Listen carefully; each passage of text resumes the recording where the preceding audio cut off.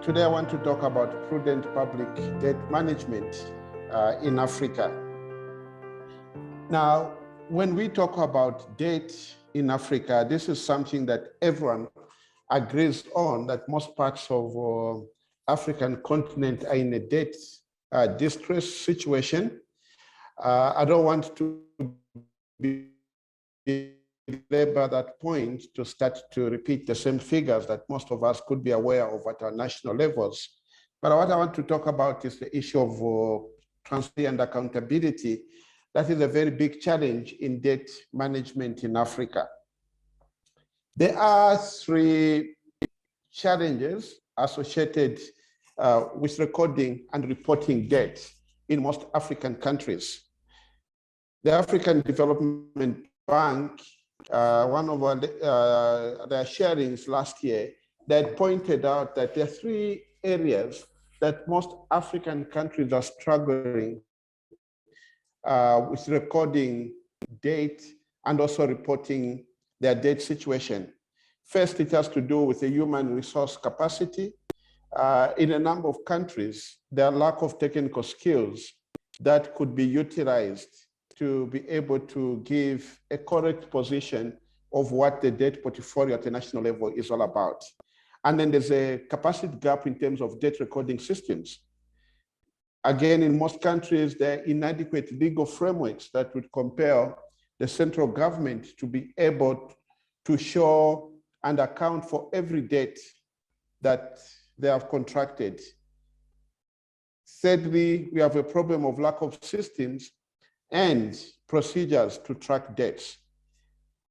Therefore, you can say that the failure to record and report on debt is an evolving challenge that is mainly premised on issues to do with capacity at national level. And this is where we find that there are challenges that could be associated, even for those of us that are in the civil society, when we do want to do our campaign and then track what debts are being contracted at national level. I'm having a problem. My slide is no longer responding. Let me stop sharing for now and put it back again.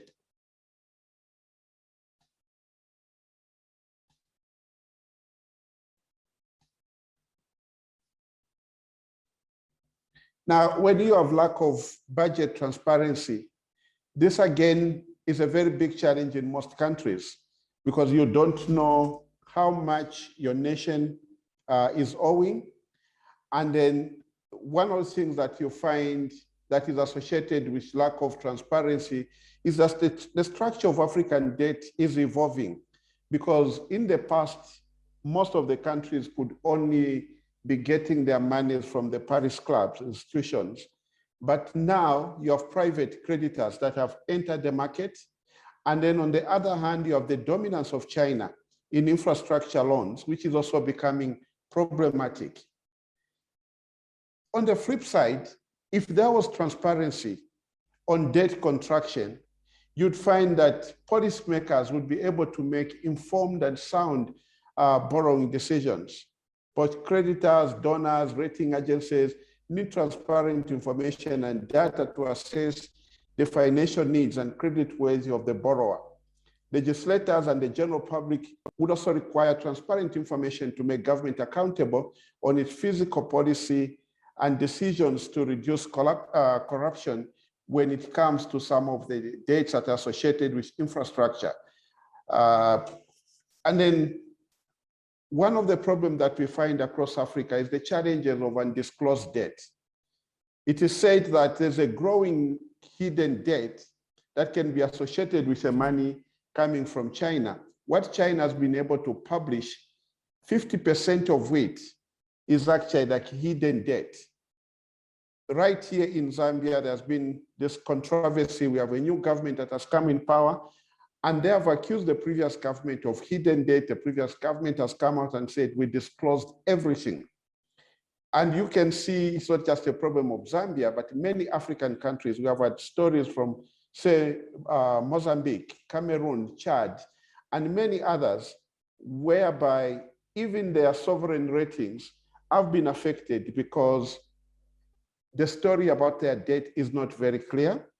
What they are reporting is incomplete, and no one would know. Even today in Zambia, I can't get the final figure of how much the country owes international institutions, the private lenders, because some debts are not being accounted for. The problem of the hidden debt is actually what is undermining transparency on tracking the debt in most African countries.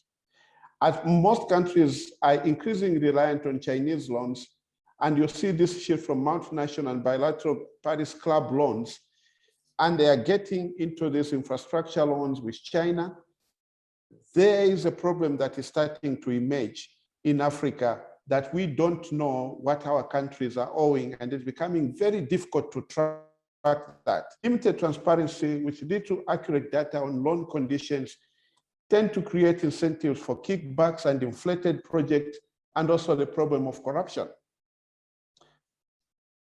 Let me briefly, as I conclude, talk about the case of Zambia. Zambia's debt situation over the past years, Zambia's debt situation has been a major topic of discussion, locally and internationally.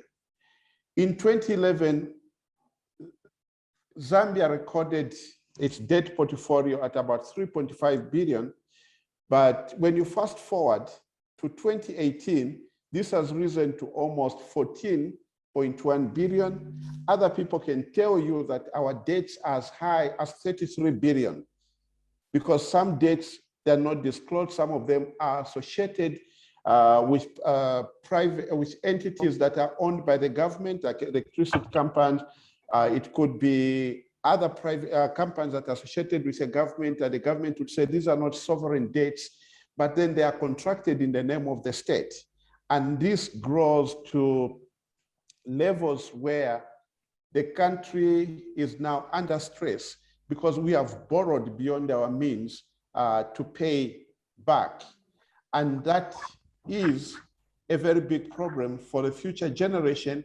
Even the current generation, we find that the new government is continuing to have the excuse of saying we can't meet some of the promises that we made because the debt is just too big. In Zambia, government debt to GDP has increased to almost 91.9% in 2019 from 77.2% in 2018. And this is official news from the Bank of Zambia. And it's Mr. for Kapenda, this, yes. You are left with a minute. You are left with a minute to conclude. Yes. And it's for this reason that MICA and GCAP Zambia are working together to lead a campaign on the debt situation, because we've realized that many people are not so much focusing on this elephant in the room that is affecting service delivery. It is affecting the integrity of our national budget, affecting our response to poverty reduction, and many other things that are in the country, because debt is just sounding to be a very big thing that we all need to confront. And this campaign that we are leading and drawing in many others is really to galvanize our voices to a level where we can call for more transparency in how we contract the debts before we can even ask about debt forgiveness. Thank you very much.